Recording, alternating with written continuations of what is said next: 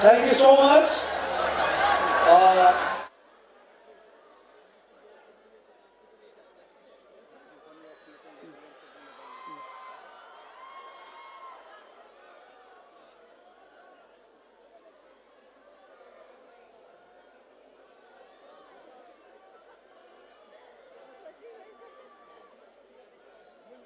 अन्नानै बयबो गावबागाव मासियाव जिराय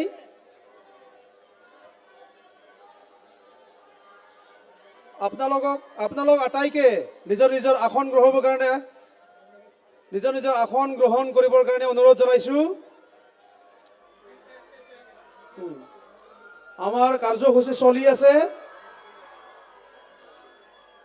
जोंनि रायजो राजा फरायसा गासैबो नोंथांमोनखौ गावबागाव मासियाव जिरायनाय खावलायबाय दान्दिसे सिरिबाङै Thank you so much, Pranab sir.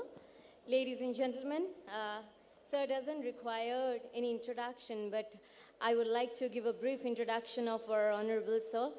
Sonu Sood is an Indian actor, film producer, model, humanitarian, and philanthropist who works predominantly in Hindi, Telugu, Tamil, and Kannada films. He received the Filmfare Award for the Best Supporting Actor, Telugu, for his work in the Telugu blockbuster Arundhati.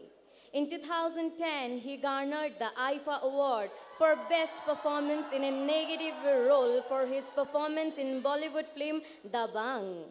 In July 2016, he established the production house Shakti Sagar Productions, which is named after his father, Shakti Sagar Sood.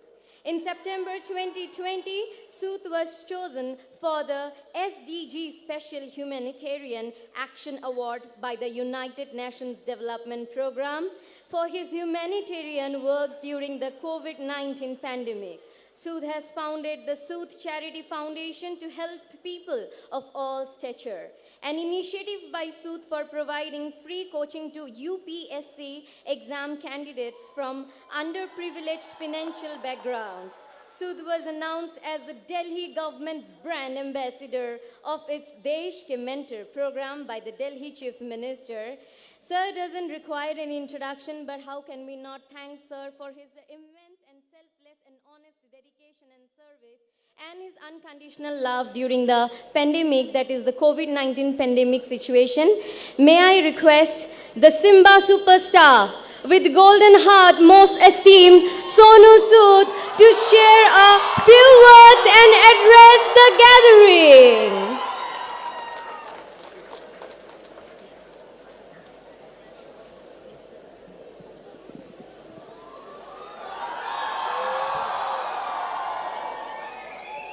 Kulumbai Nen Thang Mana Mozangna Ang Nen Thang Manako Mozang Man. I love you all. First of all, I would like to thank all of you that you made this evening so special. Shri Rameshwar Teli sir, Shri Pramod Borosa, thank you so much for inviting me. Shri UG Brahma sir, your Hindi is phenomenal, sir. I need to learn few poetry from you now next time, sir. Thank you so much. Shri Katiram Borosa, Professor Laisram sir, Padma Shri Arup K. Datta sir, and all executive members, all MLAs, former president of Bodo Sahitya Sabha, Shri Charan Bora sir, Arup Da, thank you so much for making this beautiful family for me. And मैं सबसे यही कहना चाहूँगा कि मेरा रिश्ता असम से, आप लोगों से, बोडोलैंड से आज का नहीं है, पहले से है।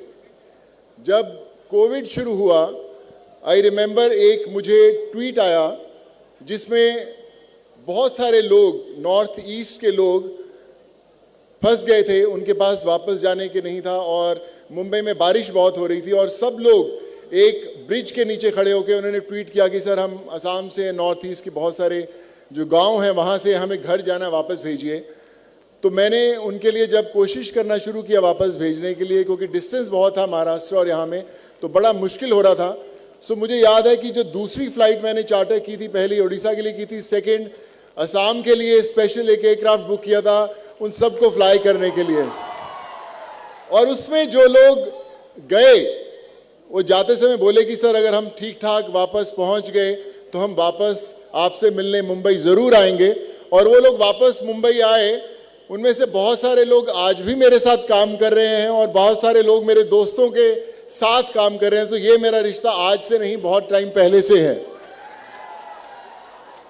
मैं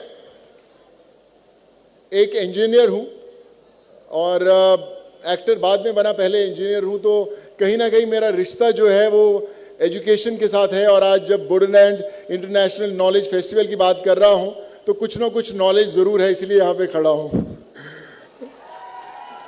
मैं ये कहना चाहता हूँ कि जब भी कोई भी रेवोल्यूशन आता है, चाहे वो लोगों को हेल्प करने में हो, चाहे पीस लाने में हो, चाहे एम्प्लॉयमेंट जनरेट करने में हो, चाहे सोसाइटी को अपलिफ्ट करने में हो, तब कोई एक इंसान आगे आके खड़ा होता है और वो कहता है कि मैं बदलूंगा।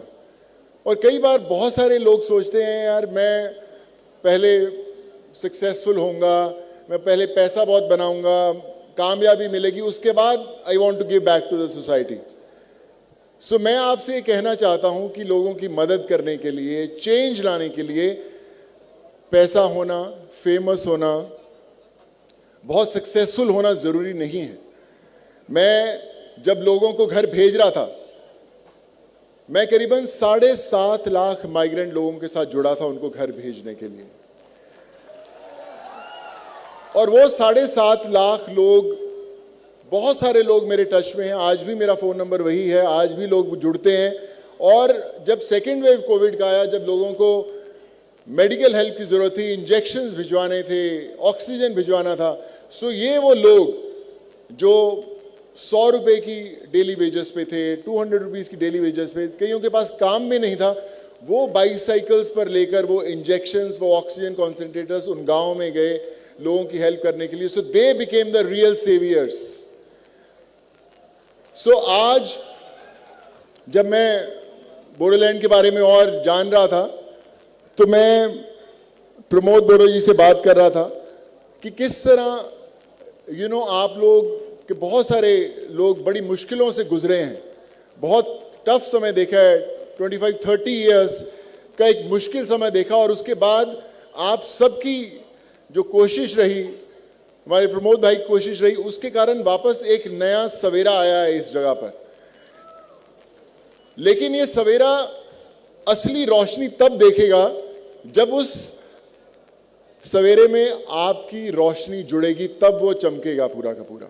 ये जंग एक इंसान नहीं लड़ सकता, ये जंग सबको लड़नी है, आपकी आने वाली जनरेशन्स को लड़नी है, ताकि क्यों हम लोग सिर्फ अपना घर नहीं, अपनी गाड़ी नहीं, अपना मकान नहीं, अपना कमरा नहीं, हम अपनी स्टेट्स को अच्छा बनाएंगे, हम अपने देश को अच्छा बनाएंगे। जब हम लोग घर से बाहर निकल के मदद करने की कोशिश करते हैं तब वो रेवोल्यूशन आता है। वो मैंने पर्सनली एक्सपीरियंस किया। जैसे मैंने बोला कि मैं पंजाब से बिलोंग करता हूँ, इंजीनियर मैं बना नागपुर से, एक्टर बनने मैं मुंबई में आया और मैं हमेशा सोचता था मेरी ज़िंदगी का एक मकसद है कि मैं फेमस हो जाऊं, लोग नाम से जानने लग जाएं, मेरे पेरेंट्स प्राउडली महसूस करें कि उनका बेटा नाम कमाया है मुंबई में।